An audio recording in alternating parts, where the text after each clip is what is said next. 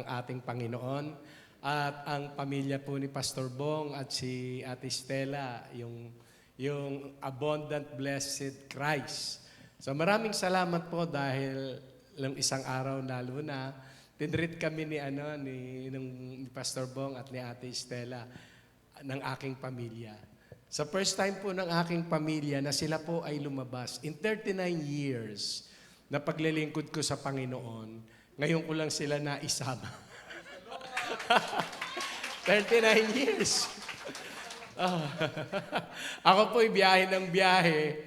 Kaya lang, ito lamang po yung kauna-unahan na nakasama ko yung aking pamilya. Kaya ako po'y natutuwa rin sa sinasabi ni Pastor Bong. Salitain mo lang kung saan mo gustong makarating. Amen. Because the Lord will honor the desire of your heart. Amen. So, alam ko po kayo rin ay mayroong mga pangarap. Meron ba kayong pangarap? Ako po may natitira pang 2 biyahe this year. Sa September 30 po to October 9 ay nasa Thailand po kami nung aking mga youth. We will have our mission trip sa mga Karen. At sa October 24 naman po ay kasama ko yung mga pastor at kaibigan ko sa Israel. And that will be my last trip this year. And I'm looking forward, sabi nga ni Pastor Bong, salitain mo lang. Sinasalita ko po lagi, next year pupunta ako ng Canada, pupunta ako ng Dubai, pupunta ako ng Middle East, no po. Ang US po'y madali lang sa akin kasi may US visa ako. Kaya hindi ko na yung pinapangarap. No po. Nagpapasalamat ako sa Panginoon because we know that as we serve Him, it always gives joy in our heart. Amen. So last Wednesday, alam natin that it is God who gave us the joy. The joy of giving. Amen? Di po ba? So this morning, I would like to share with you that there is also joy in serving. Amen. So, nakakita po ako sa Bible ng 3 henerasyon na sila ay naglilingkod sa Panginoon. Kasi pag binanggit sa Bible, yung sunod-sunod na mga pangalan, ibig sabihin lamang niyan ay meron po silang ginawa para sa kaluwalhatian ng Diyos. Amen. Hindi lang sila gumawa para sa kanilang sarili. Because if you will do here on earth for your own self, it will just benefit you for temporal. But if you do things for the glory of God, it will give you eternal. Amen. Hallelujah. So if you will open our Bible, ang kasama ko po ngayon yung aking anak, ayan. Si Ate Sayon, si Ate Praise, si Mami, tsaka si Ate Ninpa. No po. So Exodus chapter 31, starting verse 1 down to verse 6. Hallelujah. Sabi po rito, then the Lord spake to Moses, saying, see, I have called by name Bezalel. Siguro hindi nyo masyadong naririnig yan, no? Si Bezalel. Pero napakalaki po ng bahagi na ginawa niya sa paglilingkod ng Panginoon. Amen. Sabi rito, then he called by name Bezalel, the son of Uri, the son of Ur. Narinig niyo na si Ur. Di po ba? Yan yung lolo. Okay, sino si Ur? Si Ur, yung nakikipaglaban si Joshua, no, sa Amorites, pag bumababa yung kamay ni Moses, natatalo sila. Amen. So ang ginawa ni Aaron at ni Ur, sila yung tagataas ng kamay. Amen. Kaya sabi nga ni Pastor Bong kanina, yung partnership natin, no po, kayo ang tagataas ng kamay. Amen. So that we can keep on going. At ako po yung nagpapasalamat kay Pastor Bong at kay Ate Stella dahil nagkaroon po ng partnership ang Blessed in Christ at ang Jesus Loves You Ministry. Kaya kung nais niyo pong pumasyal sa Bicol, we will accommodate you. and we will serve you food. O, katulad po nung ginagawa nyo rito sa amin, wala rin po kayong gagastusin. Eroplano lang. Pagdating po sa accommodation, kami na pong bahala ron. Pagdating po sa pagkain, parang ako si Ate Angie, lulutuan ko kayo. Amen. Pumunta lamang po kayo para mapasyalan niyo yung ating mga simbahan doon na kung saan ay nagkaroon po ng tie-up dito sa ating iglesia, sa Blessed in Christ. Hallelujah! So sabi po dyan, sabi, the son of Uri, the son of Ur, of the tribe of Judah. Meron na naman kayong makikita dyan. Di ba? And I have filled with him the Spirit of God in wisdom, in understanding, in knowledge, in all manner of workmanship. Grabe. Ang tindi ng ikinarga sa kanya ng Panginoon. Di po ba? He gave first the Spirit of God, the Spirit of wisdom, understanding, and knowledge in all manner, sa lahat, hallelujah, of workmanship. Ano kaya yung gagawin niya? Amen po ba? Sige nga. To design artistic works, to work in gold, in silver, in bronze, in cutting the jewels for setting in carving wood, to work in all manner of workmanship. And I indeed have appointed with him Aholiab, the son of Ahisamach, of the tribe of Dan, and I have put wisdom in the hearts of all the gifted artisans, that they may make all that I have commanded you. Hallelujah! Alam niyo po kung anong gagawin nila dyan? Ark of the Covenant. Matindi. Matindi. Kaya yung ginawa po ng Panginoon, inilagay niya kay Bezalel ang kanyang espiritu. So that spirit will produce wisdom, knowledge, understanding, and being an artistic to work for the works of the Ark of the Covenant. And you know what? The Ark of the Covenant until now was so important in Israel. And that is their symbol. Amen. Because where there is the Ark of the Covenant, there is the presence of God. Amen. Pero ang gusto kong bigyan pansin dito, yung pagkatawag ng Panginoon para siya ay maglingkod. Sabi ko nga kanina, si Bezalel ay apo ni Hur. Amen. Si Hur ay naglilingkod din sa Panginoon. And they were in one tribes. Ano yung tribes nila? Judah. Saan galing si Kristo? Tribes of Judah. Kaya nga sabi ko, Pastor, yung linyada ng pagiging workmanship, yung linyada ng pagiging craftsman, pamula doon hanggang kay Kristo ay dala-dala. Di po ba? Dahil ano ba ang propesyon ng ating Panginoong Jesucristo? He is a carpenter, a craftsman, an artist. Hallelujah. Artist? Opo. Kasi siya nang sabi ng Ephesians chapter 2 verse 10. Sabi niya, you are the workmanship of God. Amen. Created in Christ Jesus to do good works. And you were ordained beforehand to walk with Him. Amen. Kaya tayo pong mga lingkod ng Diyos. Sino po yung naglilingkod sa Panginoon? Ha? Meron tayong eye of a craftsman. Amen. Anong ibig sabihin? Pag ang isang craftsman, ay nakakita ng kahoy, ang chef, Pag nakakita ng kahoy, sabi niya, magluluto ako ng masarap.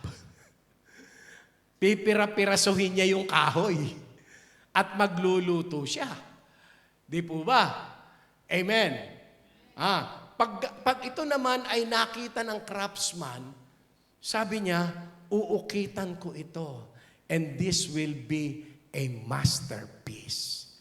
And the hands of God is a masterpiece that He wants to shape you.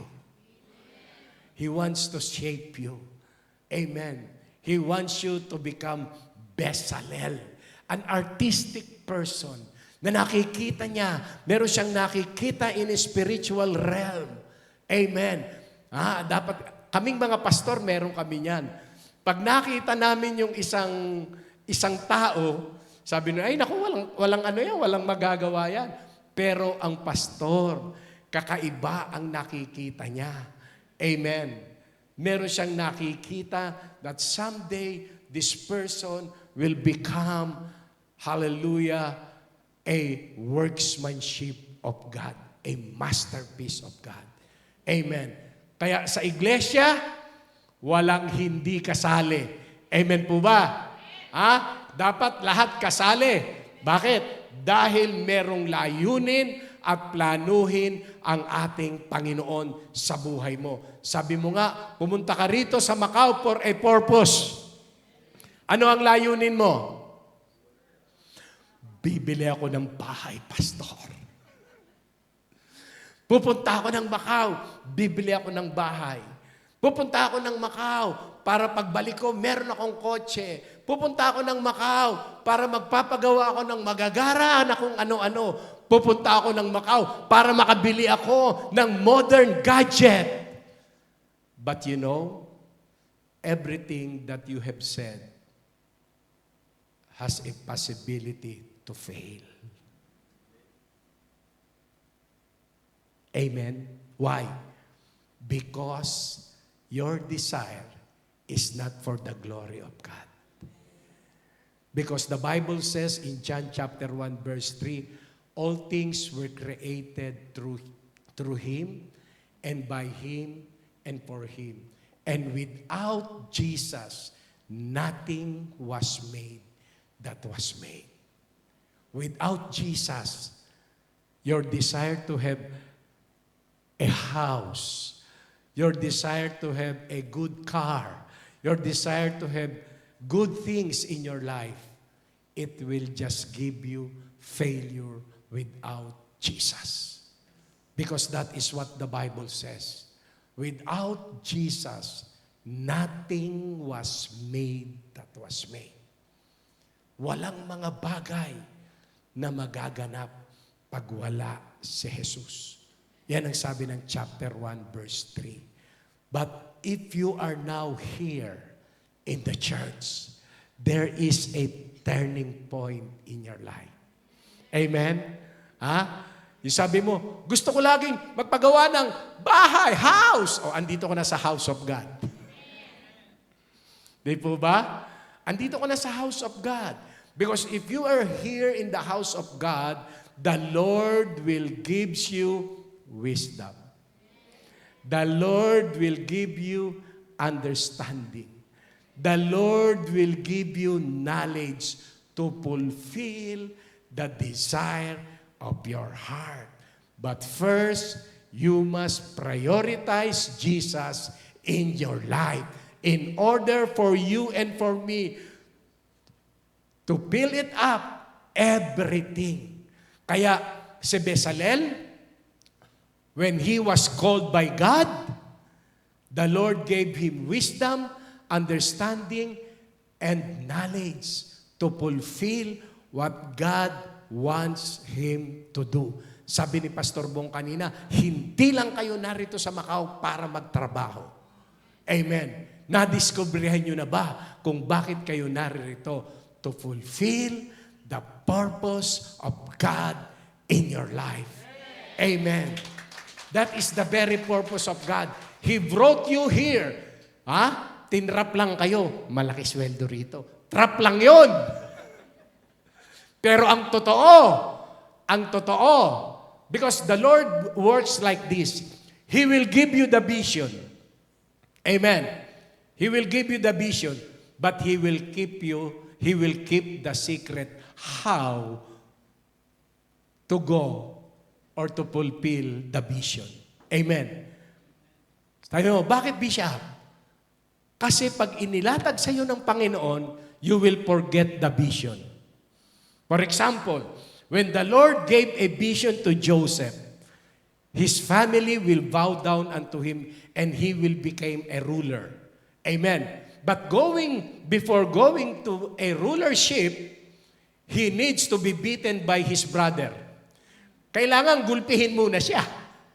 Di po ba? Bakit? Bakit ginulpi? Kasi dadaan yung mga Midianites. Yung mga bumibili ng mga slave. Ikaw ba? Papayag ka? Sound mind ka? Ibebenta ka? Hindi. Kaya ginulpi muna siya ng mga kapatid niya. Para pagdaan ng mga Midianites, bibiliin siya sa mga kapatid niya. At yung mga kapatid niya, yung mga Midianites, tinransport siya going to Egypt. Ayaw niya yun. Bakit? Favorite son siya. Iiwan ko yung tatay ko, pupunta ako sa Egypt.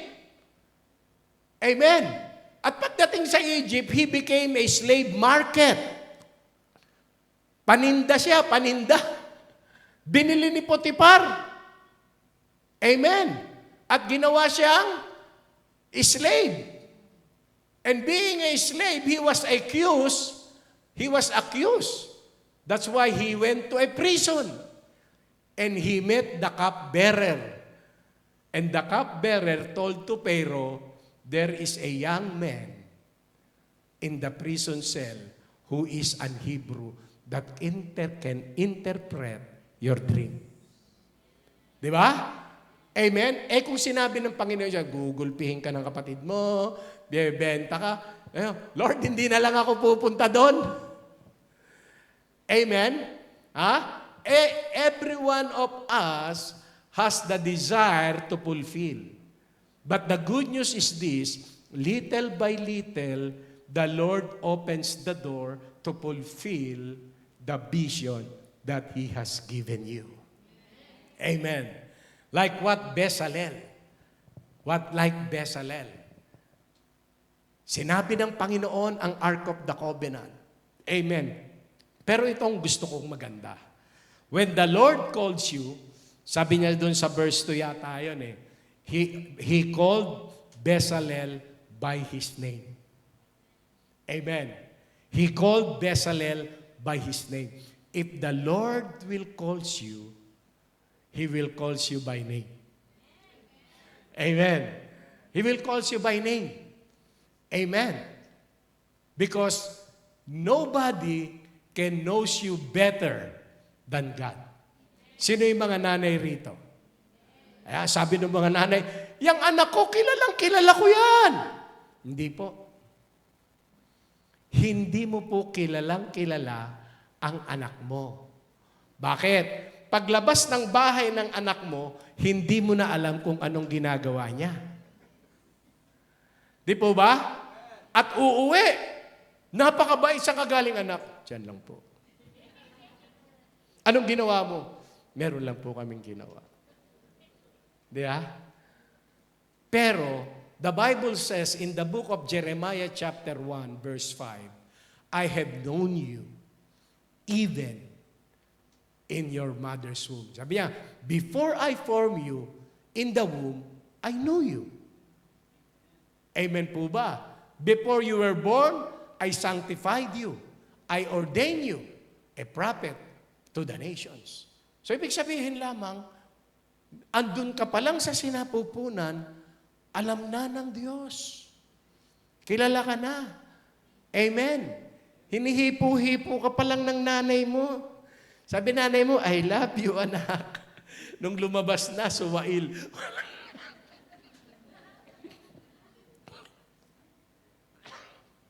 Di po ba?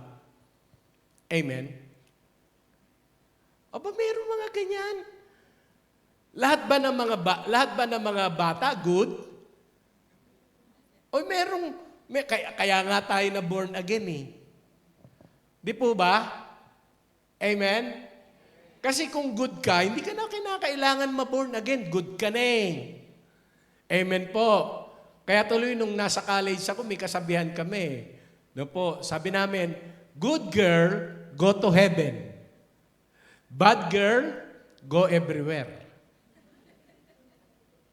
Amen. Di ba? Diyan, sa San Malo, marami diyan, go everywhere. Buti na lang, pinutol na yung yung makasalanang puno. Naputol na sa wakas. Sabi ko, Allah, praise the Lord. Wala nang magtatago sa kanila. Putol na yung puno. Amen. Kaya dito makikita natin, when the Lord calls you, He calls you first by name. Amen. He called Bezalel. Second, when the Lord calls you, hallelujah, He will name you. He will name his name. For example, when He called Abraham, ang pangalan dati ni Abraham, Abram. And when he encountered God, the Lord changed his name into Abraham. Amen. Next is Isaac. He named Isaac. Ang Diyos ang nagpangalan kay Isaac. No po. And third is Jacob. He names names. He called Jacob Israel. Amen. When he encountered Samuel, he called Samuel. But when he encountered Paul, his name is Saul. He named names. And when he called Simon, he called it Peter. So what do I mean now? Because the Lord wants you to fulfill something according to His design. Amen. That's why He will call you by your name.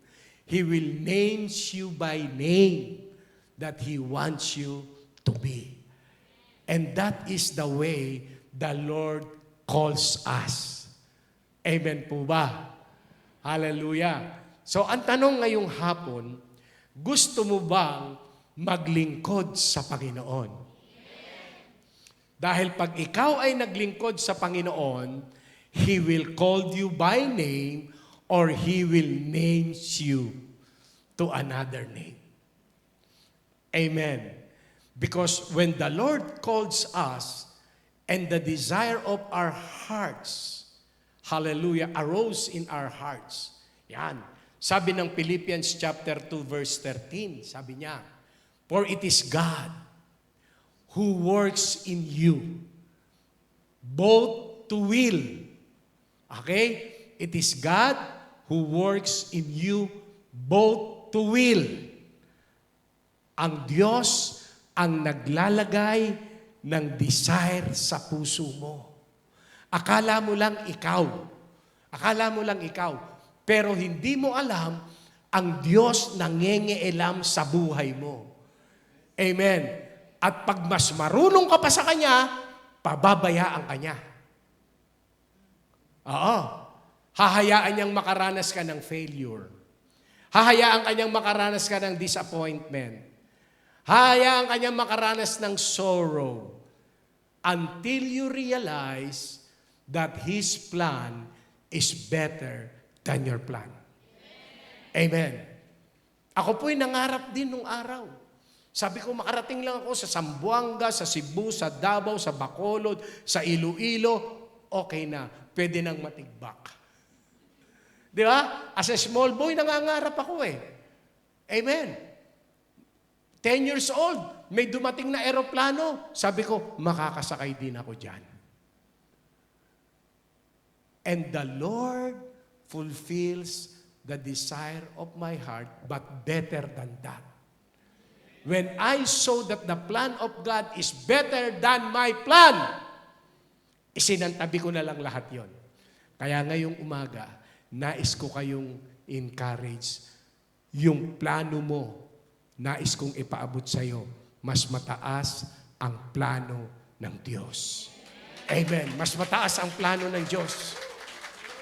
Mas mataas ang plano ng Diyos. Sabi mo sa katabi mo, mas mataas ang plano ng Diyos. Amen! Hallelujah! Praise God! Kaya sabi niya sa Numbers chapter 14 verse 21, sabi niya rito, Numbers 14:21, sabi ng Panginoon, but truly as I live, all the earth shall be filled with the glory of the Lord. Amen. And that is the purpose of God, why you are here in the house of God. So that you and me, hallelujah, to show forth the glory of God. Yan ang sabi ni Moses. Amen. Ano naman ang sabi ni Isaiah? Sabi ni Isaiah sa Isaiah 40 verse 5. Sabi niya rito, hallelujah. Sabi niya, the glory of the Lord shall be revealed, and all flesh shall see it together, for the mouth of the Lord has spoken. Amen. So sabi niya dyan, the glory of the Lord shall be revealed in all flesh, sa ating lahat. Amen. Mangyayari ba yun? Yes. Why? Because it was spoken by the Lord. And every word that comes out to the lips of our God, it is yes and it is amen. And as He speak it, it will become a decree. And if it is a decree, it will become a law. And if it is a law, everybody will follow. Amen. And that is the power of the Word of God. Hallelujah. Sabi ni Moses, sabi ni Isaiah, sabi ni Habakkuk sa chapter 2 verse 14, sabi niya, Hura barakanda, sabi niya rito, for the earth will be filled with the knowledge of the glory of the Lord as the waters covers the sea. Hallelujah. That is the vision. That is the vision of Moses, Isaiah, and Habakkuk. Hallelujah. To splendor the glory of God. Kaya kung ikaw ay narito sa Macau, ito dapat ang layunin mo. The knowledge of the glory of God. Amen.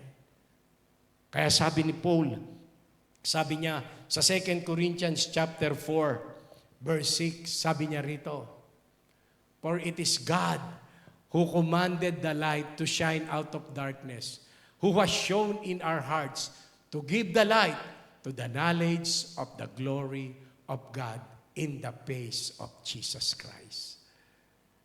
Kanina, sabi ni Moses, ni Isaiah, ni Habakkuk, kaya lang medyo hindi pa malayo, hindi pa malinaw sa kanila. At sinabi ni Paul, whose glory is that? The glory of the only begotten of the Father, full of grace and full of truth. And His name is Jesus. And it is Jesus who gives you joy when you serve God. Amen. Because the glory of the Lord, hallelujah, must be revealed. Amen. Amen. Lagi kong naririnig sa mga Kristiyano, hallelujah, paglangit na tayo. Wala na tayong gagawin kung hindi magpuri sa Panginoon. Amen po ba? Madalas kong naririnig yan. Pero nung pinag-aralan ko ng Bible, sabi ko, ang boring naman nila. Ha? Amen? Kasi ang nakalagay sa Revelation, the angels, day and night, they worship the Lord. It is the angel. We are a son. We are the son of God. Amen. Hallelujah. The Lord dwells in us. Amen po. Kaya nga lagi ko tinatanong, kung ang langit lamang ang hangarin mo, sino gustong langit lang? Kasi pag langit lang, sasabihin ko na rin, ang chip mo. Oo. Kasi bakit? Ang sabi ng Bible, the earth is my footstool and heaven is my throne. Amen po ba? In the beginning, God created the heavens and the earth. Saan ka nakakita? Doon sa creation ay nandoon yung created.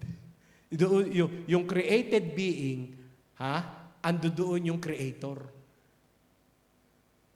Nilikha yung bote. Yung lumikha nasa loob. Di po ba? Because He is bigger than His creation. He is bigger than His creation.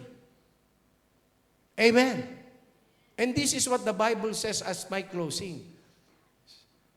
Colossians chapter 3, verse 2, 3, and 4. Ang sabi dyan, Colossians chapter 3, verse 2, 3, and 4. Set your affection on things above, not on things on earth.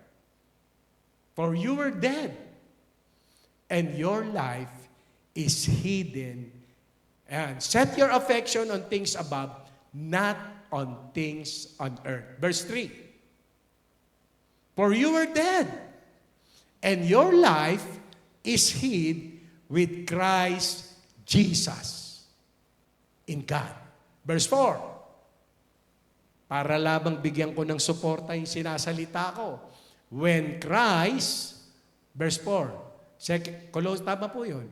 When Christ, who is our life, shall appear, then shall you also appear with Him in glory. So, ibig sabihin, kung saan si Kristo, doon ka. Amen. Amen po ba? So, kaya sabi ko, kung ang desire mo ay langit lamang, ang chip mo. Kung wala si Kristo sa langit. Naisip niyo ba yon? Kung wala si Jesus sa langit, dapat ang desire natin ay si Kristo. We have only one word. Moses has one word. Isaiah has one word. Habakkuk has one word. And Paul has one word. And what is that word? What is that one word? Jesus. The glory of the only begotten of the Father. John chapter 1 verse 14. Sabi ron, and the Word became flesh and dwelt among us and beheld the glory of the only begotten of the Father, full of grace and full of truth. And that is Jesus, the Christ, the Son of the living God. Amen. Only one word. And that word is Jesus. Amen. Only Jesus. That one word can fulfill everything that gives joy in your life. And whatever you will do, if you have Jesus in your life, there is always joy. Amen. Hallelujah. Praise God.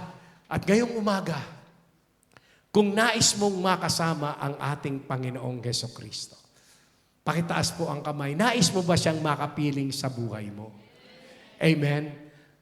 At kung hindi ka pa po nakikipag-isa at kapiling ang ating Panginoong Hesukristo, you can always follow to this simple prayer. A prayer wherein that you surrender your life to Jesus. Nais mo bang isuko ang buhay mo kay Kristo? At kung nais mong isuko ang buhay mo kay Kristo, ang sabi ng Romans chapter 8 verse 11, if the Spirit that raised up Jesus from the grave is the same Spirit that dwells in you, it gives life even to your mortal bodies. So, kung nais mo ang Panginoong Hesukristo ay makapiling ngayong umaga, tayo pong lahat ay yumuko at mananalangin po tayo ng isang panalangin na sinusuko natin ang ating buhay sa Panginoong Hesukristo at tinatanggap natin siya bilang Panginoon ng ating buhay at tagapagligtas. Malaya ka pong makakasunod. Panginoon, ako po ay lumalapit sa iyo nang mayroong pagpapakumbaba sa aking puso. Panginoon, patawarin mo po ako sa aking mga kasalanan. Linisin mo po ang aking buhay. Pamula ngayon at sa mga susunod pa na panahon. Panginoong Jesus, tinatanggap kita bilang Panginoon ng aking buhay at tagapagligtas. Ako po'y nananampalataya doon ginawa mo sa cross na ibinigay mo ang buhay mo para sa akin. At sa muling pagkabuhay mo, nagkaroon ako ng panibagong buhay. Maraming salamat sa iyong dakilang pag-ibig na ibinigay mo sa akin. Ito po ang aking dalangin sa ngalan ng iyong anak na si Jesus. Amen. Kayo po ay aking pananalangin. Panginoon, maraming salamat. Ikaw po ang nakakabatid at nakakaalam na ang mga nasambit nila sa kanilang mga labi ay galing sa kanilang mga puso. Kaya dalangin ko po sa iyo ngayong umaga ang bawat isa, Panginoon, na nagsuko ng buhay sa iyo at nanampalataya. O Diyos, ingatan mo po siya. Dalangin ko po sa iyo, Panginoon, ang panibagong buhay na kanyang natanggap, being a new creation. O God, sa pamamagitan ng banal na Espiritu, ito po ay maingatan, O Diyos. Maraming salamat sa iyo, Panginoon, dahil ikaw ang Diyos ang nakakabatid ng aming buhay. Ikaw ang Diyos na nakakaalam ng aming bukas. Kaya, Panginoon, ngayong umaga, inilalagak namin sa iyong mga kamay ang bawat isa sa amin. Ito po ang aming dalangin sa ngalan ng iyong anak na si Jesus. Amen. Hallelujah. Praise the Lord.